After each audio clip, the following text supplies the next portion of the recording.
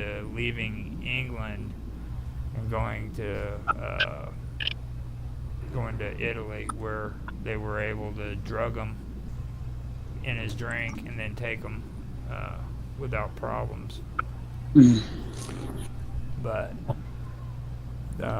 that was an interesting story that I got caught up into when it comes to all this stuff and energy and nuclear and all that. But I thought that would be interesting in sharing. And I did show Operation Clam Bake.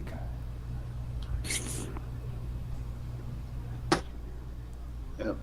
So we've been doing this now for an hour and 37 minutes. You guys wanna wanna say some last words and then we'll end it? It works for me. It seems like we've had a pretty good wandering discussion here. That I love it. discussion works about like my brain does, point to point to point. So I think we did all right. Plus, They like I could. said, there hasn't been much covered over Jack Parsons. You know what I mean? And Why do we keep going astray from that subject? The same thing yesterday. See, something's there. You gotta understand energy, well, and this stuff is probably connected to him in some that's way. what it is. Yeah. You know what I mean? Like you don't hear much about him, and like what you do hear about him is involved in a lot of these programs. I mean, it's I mean, he was a rocket scientist. Think about this, okay? And everybody now, they're used to that shit, but like he was a rocket scientist when being a rocket scientist wasn't freaking smart. People Wasn't freaking even thought of. Wasn't even yeah. a consideration, right? He was that crazy guy out in the field that was freaking setting off freaking fireworks and shit. You know what I mean? Mhm. But, I mean, that's the time set that we're thinking of there. You know, people weren't going to the moon yet. People weren't freaking going up to the satellite or space stations and stuff. You know, so that's that. That's the thing, man. I think a lot of that actually is most likely where the start of this was in JPL. I mean, that's that's a serious freaking corporation, and you're talking about people disappearing.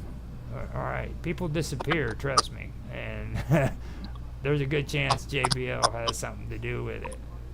There's also the donut in England. I don't know if you guys heard of the donut. Yeah, I just recently heard of it, but I'm not fluid in it. You heard of the donut, Dave? Just that's what's no. they talk about it with the crown. Uh, the donut is basically a building shaped like a donut in London, and they have since, I don't know when it started, but at least in the 70s or 80s, they've been listening in on every conversation that people in England have had on the telephones. It moved from the telephones to the internet, and now they're freaking spying on people on the computers and stuff. But it's called the donut. Okay. I know that that's done here. There's one right down the street from where I'm at right now. Do you remember the old telephone buildings? You had to have all the wire frames. I know what the frames look like. We actually had some for Davis when I was at the Space Center. But you had these huge relay centers with all the wires going everywhere to switch telephone conversations. You had to have your switch buildings.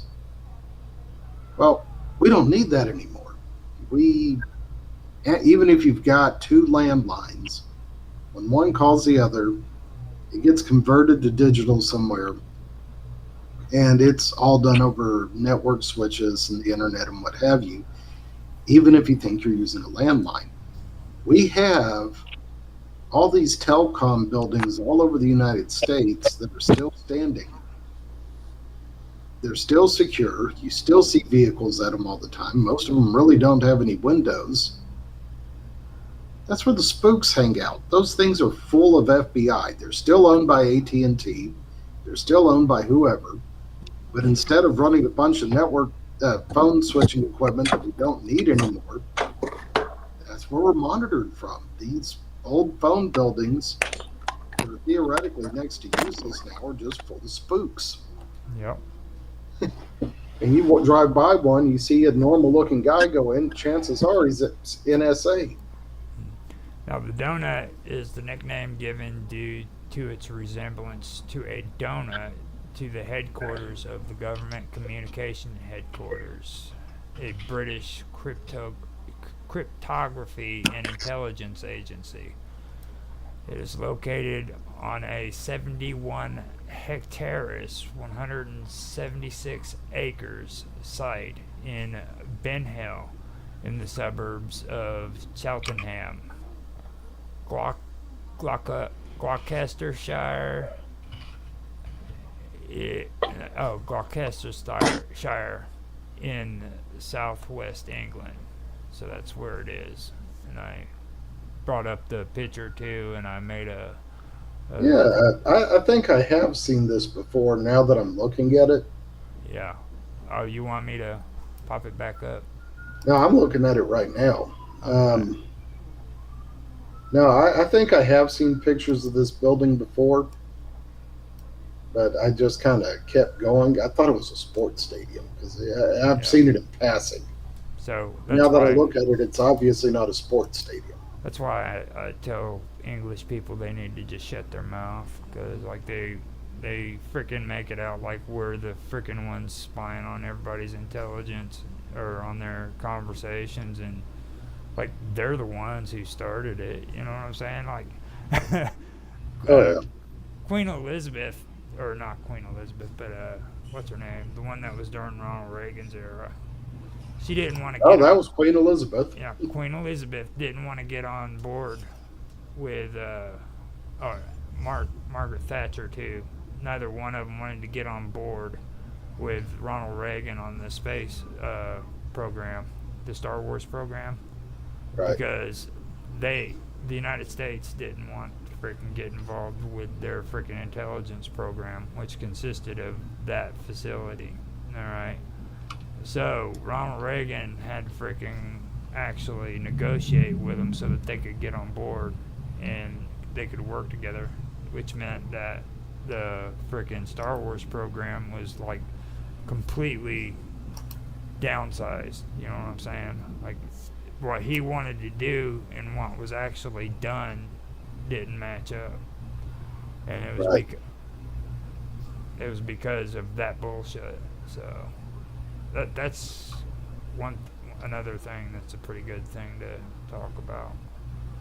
I remember Star Wars being talked about extensively when I was a kid. But it wasn't until I was older that I actually figured out what the hell they were really talking about. Yeah. You hear all the news when you're a kid and you don't really know what's going on. But Yeah. Well, I know it was a lot worse back then, though. Like now, they don't even talk about it. I remember when I was a kid, I was always wondering why freaking all that bombing was going on in freaking Israel and over there, and it was always on the news. You know what I mean? Now, like they're barely even talking about it. Like it's not going on. the more you learn about what's really going on, the more you just kind of pull back and don't know what to think of this earth anymore. Yeah. Today I was watching someone's stream on mine, and he was discussing about how all the people that have had negative side effects from the vaccine are getting banned and getting censored. He was like, I've been on many platforms and I've said many controversial things, but the one time that I say something about the negative effect, the negative side effects of COVID, then I get banned. And it was wild to me because it's just like, that makes sense. But I would go on to I did research for Nicola, and I've already been watching the document. So I'd be learning more about what we're talking about in regards to COVID, and then it'd be just experience based, not really database. But then with Tesla, I might be able to provide a little bit more feedback, not as much as I'd like to, but yeah. Yeah.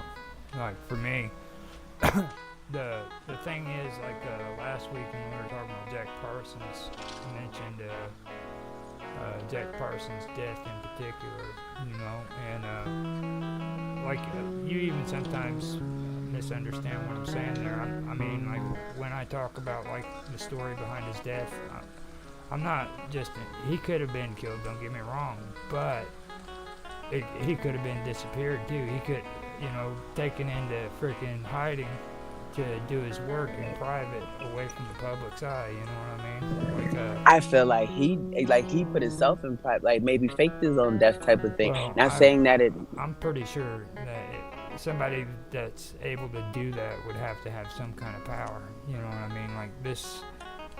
I mean, not too many people have been able to get away with freaking hiding themselves from public eye, like Pecos said. You know what I mean? But Yeah, that's true. the government, I'm sure they could do it. They do it with witness protection program all the time. So, and like with Jack Parsons, I mentioned the ridiculous story they came up with for the reason why he died. You can find it with Nikola Tesla too. Okay. Now, Yeah. we've had Didn't he blow up in a lab? No, that was Jack Parsons. That was Jack Parsons. Nikola Tesla, he had crippling disease, right? Something that just like kind of. They said that he ended up basically being feeble and home-ridden, whatever, you know, poor, desolate, living alone in a hotel room by himself. And what's his name? The guy that was his adversary of all people was paying his bills for the hotel. You know. Yeah, we were talking about how can someone that smart not even be able to sense a rapid decline, in which case having their affairs more so intact. See, I've never heard anything that said that he had a decapitating. That's it. Thank you. I'm like, it's not that. I'm not Decapitating saying that. Right word. disability. Decapitating, dude. Yeah. Something that was making him. Well, he did. So he did get sick with chlora or something like that in his early years. I did see something. I was reading something about that. He was close to death in 1873 from CHOLERA, chlora, and so I could imagine like CHOLERA.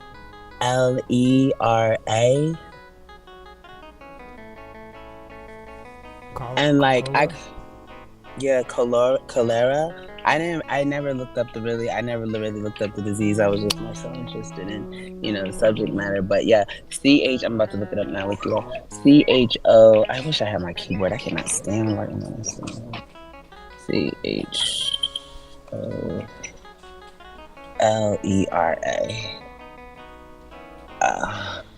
That would help.